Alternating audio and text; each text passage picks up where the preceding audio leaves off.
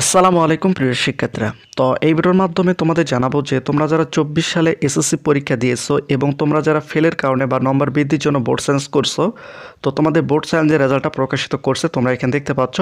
এটা হচ্ছে যশোর বোর্ডের।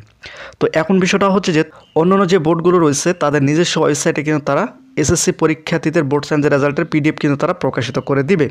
তো এখন বিষয়টা হচ্ছে যে তোমার রেজাল্টটা পরিবর্তন হয়েছে কিনা সেটা তোমরা কিভাবে দেখবে, সেটা তোমাদের একটু পরিষ্কার করে দেয়। তার পূর্বে তোমরা এখানে দেখতে পাচ্ছ, দেখো এটা হচ্ছে যশোর বোর্ডের বোর্ড সায়েন্সের রেজাল্টটা প্রকাশিত করা হয়ে গেছে। এসএসসি পরীক্ষা 2024 এর পুনর্নিরীক্ষণ ফলাফল প্রকাশ সংক্রান্ত বিজ্ঞপ্তি, অর্থাৎ 24 সালের এসএসসি পরীক্ষার্থীদের বোর্ড সায়েন্সের রেজাল্টটা প্রকাশিত করা হয়েছে। এত দ্বারা সংশ্লিষ্ট সকলে জানা যাচ্ছে যে এসএসসি পরীক্ষা 2024 এর পুনর্নিরীক্ষণ ফলাফল নির্দেশক্রমে প্রকাশ করা হলো। তো এখানে তোমরা দেখতে পাচ্ছ, দেখো যে সকল শিক্ষার্থীদের রেজাল্টটা চেঞ্জ হয়েছে তাদের রোল নম্বরটা কিন্তু এখানে শো করতেছে, তোমরা এখানে দেখতে পাচ্ছ।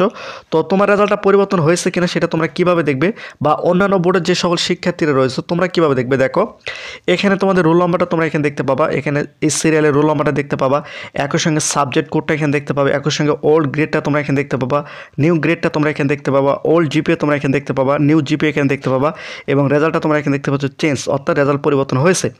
তো বিষয়টা হচ্ছে যে এখানে আমরা যেটা দেখতে পাচ্ছি সেটা হচ্ছে যে কুমিল্লা বোর্ডের ফেল থেকে অনেক শিক্ষার্থী পাস করছে।